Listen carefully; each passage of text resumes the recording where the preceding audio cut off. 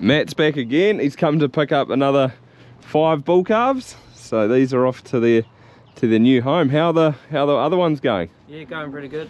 Drinking about 6 litres a day. Which is quite a bit, I reckon. Into the meal, into the hay. So yeah, they're growing alright. That is awesome to hear. So these fellas will enjoy being with them. I'm guessing they're going to go in the same pen. Yep.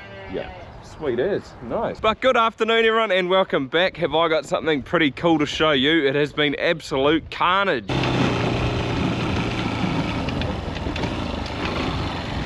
Oh, unfortunately I might have to take that back because Dad's had a bit of a clean up. But there were 5 dead rats around this automatic trap here this morning, which was pretty cool. I did take a few photos, so I'll whack them up, but it was pretty awesome to see a stack of them. There was actually 3 killed over last night, and then there was 2 the night before. So yeah, pretty amazing to see that.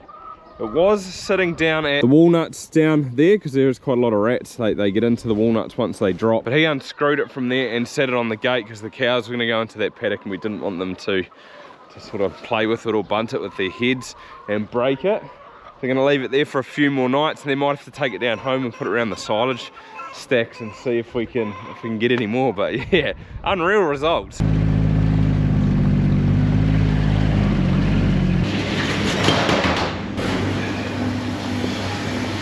Morning. Did we get any more rats overnight? Oh damn. Might be time to move it. Not only is it a good morning, but it is an absolutely beautiful one too. Check that out. It is stunning. It's going to be an absolute cracker.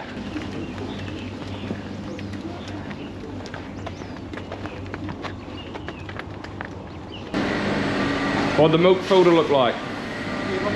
We're running into a little bit of a problem, maybe not a problem, but a challenge.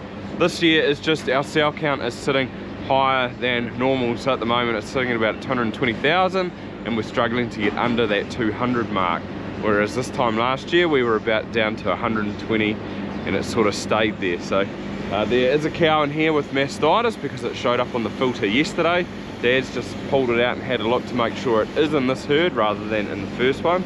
So now I've just really got to go through and find it. So what I'm doing this morning is I'm going through and looking for it. I've got 3 suspect cows up here that have come through as health alerts on the collars as of quite recently. So I'm going to go and have a look at them and see if they could be the suspect. Come on. That's it. Push her up.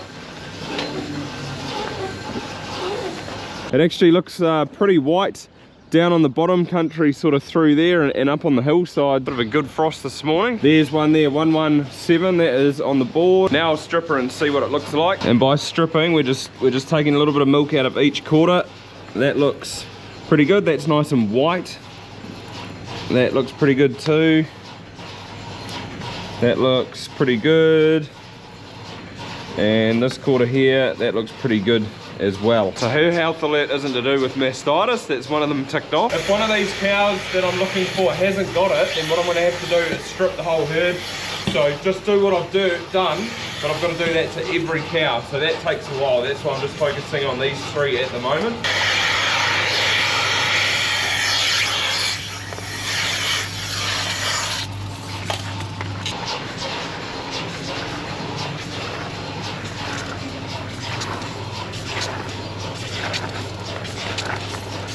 The other thing I'm looking for is cows that have swollen quarters like this, but this isn't swollen. She just hasn't finished milking out properly yet, so that is just still full of milk. But typically if she did have mastitis, they can look like that. And it's easy to see if they're on the back quarters like that visually, but if they're the front quarters, it makes it a little bit more challenging, so that's why stripping them is a good way to pick it up. Big Yellow's finally arrived.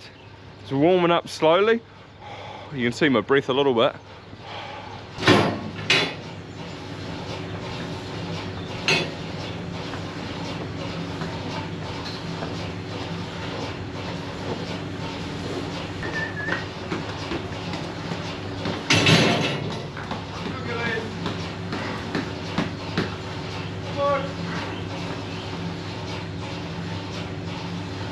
There's 113 right there. The third cow back again on this road. We'll have a little look.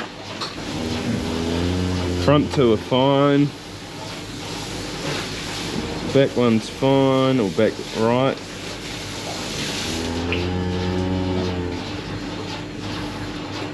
You just wash that milk away. Do this again, so that's the back or hind right. Then we'll go for hind left.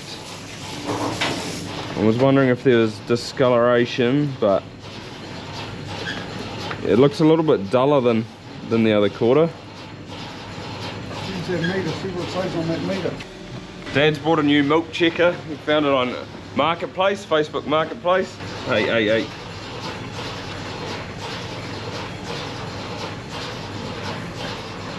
That side's fine. See, it's only got one light down the bottom.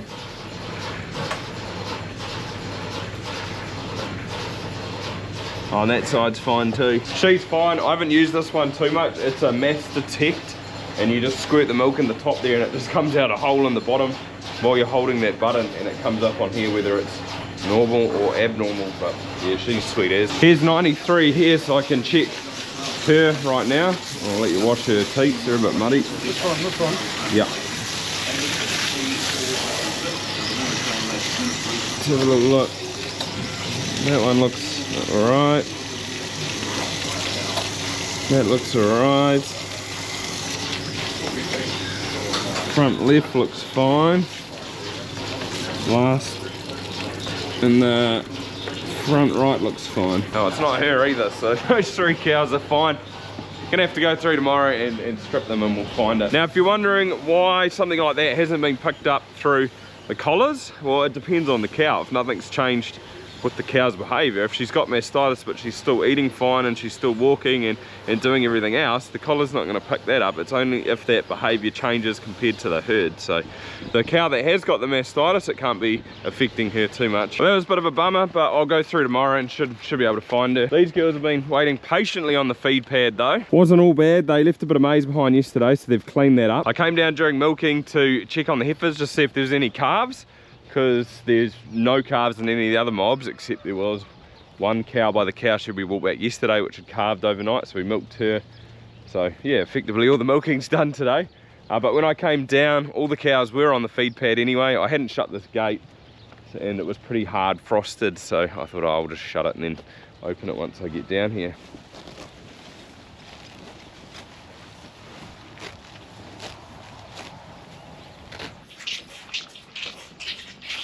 On to feeding time now. I've still got all my calves under cover in the sheds here. I want to keep them in here for a little bit longer. They're doing really well. It does take a little bit longer not having them on the carpeteria, but I don't mind that at the moment. There is a little bit of bad weather coming next week. It looks actually pretty wet next week, so I'm happy not to have them outside and keep them in here. Once it passes and we get some more weather like this again, then I'll chuck them out here. It's actually probably been quite good having them inside for longer, because then these calf paddocks are saved and they don't get quite as dirty as soon. Because the trouble with putting them outside early is that this gets quite messy and then you need to move them, and it's handy having this paddock in the shed, because then they can go back inside if the weather turns bad, especially with little jerseys.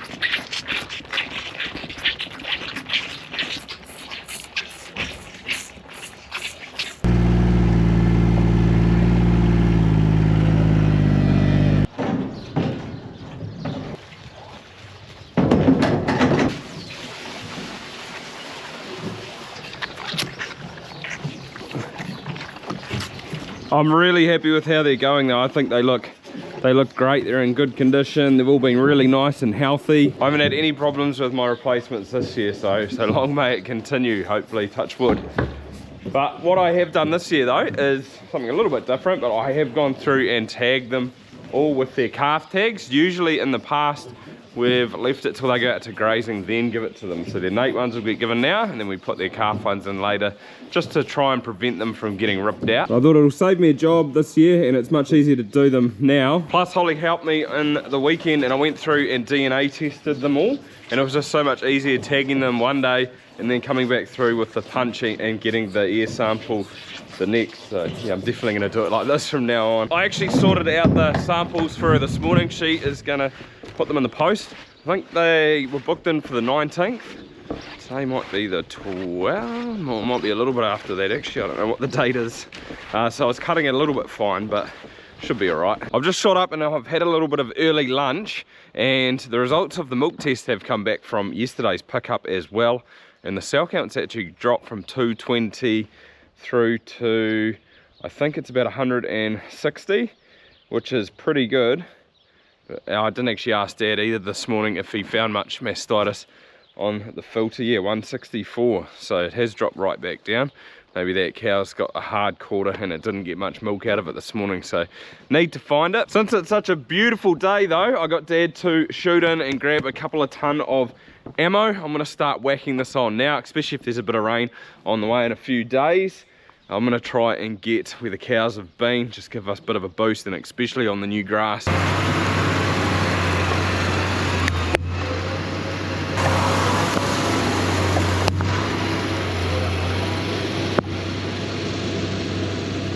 It is supposed to warm up too over the next week, so this will be good timing. It's a nitrogen based fertilizer, but it's got a bit of sulfur in the mix too, which will certainly help at this time of the year. One of the heifers had her calf. It's another one down. Only 9 to go in there now.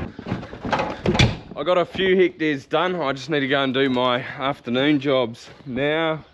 You can see where it has been sucking from in the middle. Just looks like your normal sustain, which is in here, and then there's these big chunks of sulfur like that. However, that'll pretty much wrap it up. I better go and crack on. I've got a few fences to set up. I'd like to get a little bit more done tonight as well. I'd like to finish that load off tomorrow, or by tomorrow, and then maybe get another one on Friday and chuck it on before the weekend. But hopefully you enjoyed it, guys, and apart from that, see you next time.